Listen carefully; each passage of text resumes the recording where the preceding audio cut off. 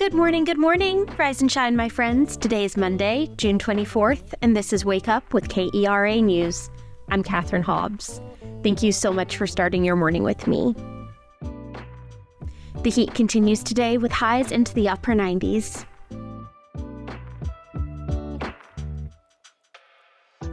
I missed y'all last week. I hope everyone had a wonderful weekend, though. I had a super lovely little vacation playing tourist in Dallas with my best friend. We hit up a bunch of museums, state parks, local restaurants, and even went to a Rangers game. It was the perfect, most wonderful way to spend a few days off. That said, I'm thrilled to be back with you today, bringing you the news you need to start your day. Let's get into it. Authorities have pulled 2 bodies from the Trinity River in Kaufman and Tarrant counties. Kaufman County deputies believe the body found yesterday in Seagaville near FM 3039 and Combine Road resulted from an accidental drowning. No ID given yet, but deputies say the man has been missing for 4 days after going fishing. In an unrelated incident, police continue to investigate a body found floating yesterday afternoon in the Trinity River under the 4th Street Bridge in Fort Worth. No word yet on an ID or what happened leading up to the person's death. Dallas Animal Services has relaunched its doggy daycare program to help with overcapacity issues. The shelter is currently at 140% capacity.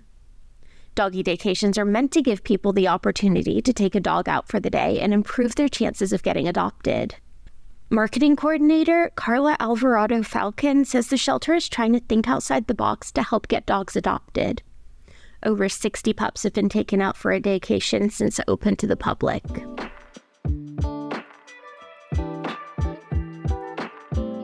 The CDC is reporting low COVID-19 activity nationally, but it's, quote, likely growing in Texas and 29 other states. That includes some recent upticks in Dallas County. KERA's Sam Baker talks about the latest variants contributing to COVID spread with Dr. Jeff Sorrell, an assistant professor of pathology at UT Southwestern Medical Center here in Dallas. The main variants that we're seeing right now are called KP2 and KP3.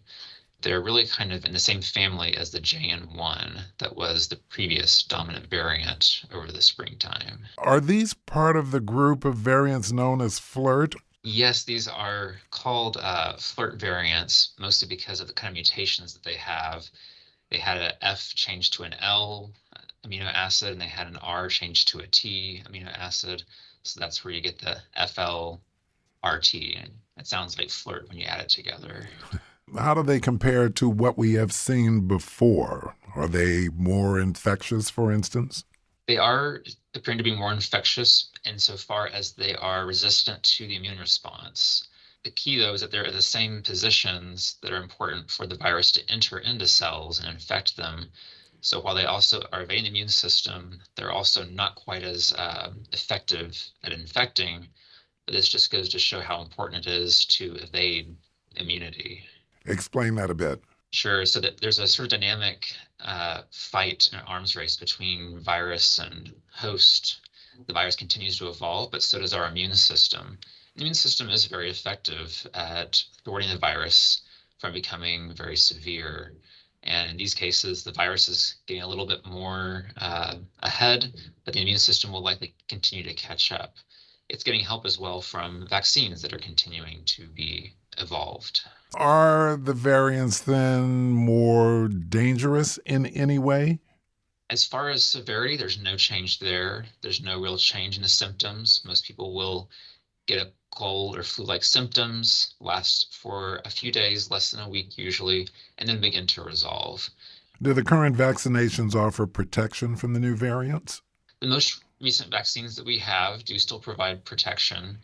And at the same time, we are getting an updated formulation for the next rollout that will come next fall, late summer.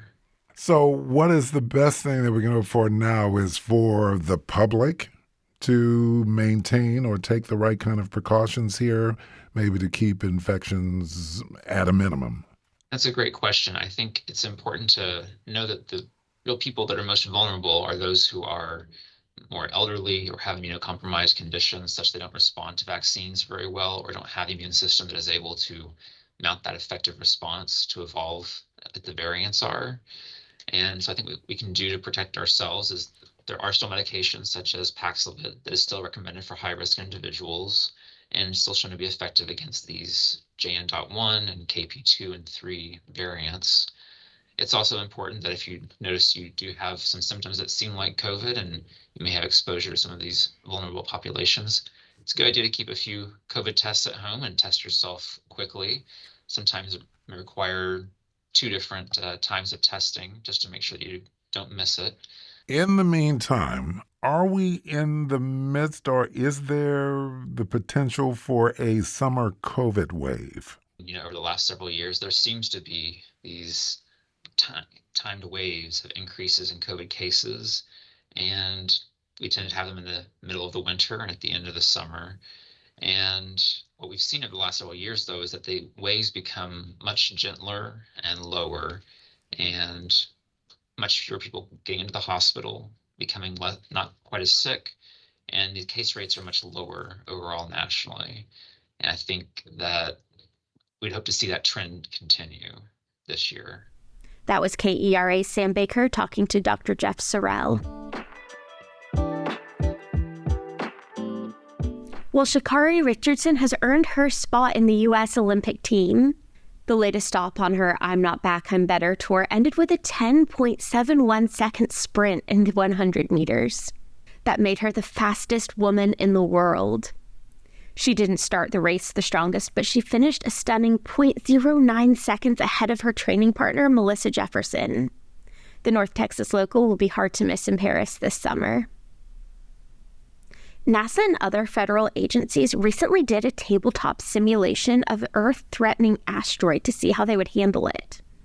They explored the politics, funding, and time needed to successfully mitigate risk while simulating decision-making in real time. While the simulation dealt with the hypothetical, NASA is on track to launch a new asteroid-identifying telescope in the fall of 2027 for the Planetary Defense Team to use in case of a real emergency. It's the last day to catch Anastasia at the Willow Bend Center for the Arts. The show, brought to life by a Tony Award-winning team, is a great family-friendly see with tickets starting at $20. For more going on across the Metroplex, be sure to visit kera.org/calendar. Thank you so much for starting your day with me today. I'm so glad you take a few minutes to listen each morning. Be sure to subscribe to the Wake Up with KERA newsletter, also by yours truly, at keranews.org, and check us out on Instagram and Threads at KERATX. I'm Katherine Hobbs. We'll chat again tomorrow.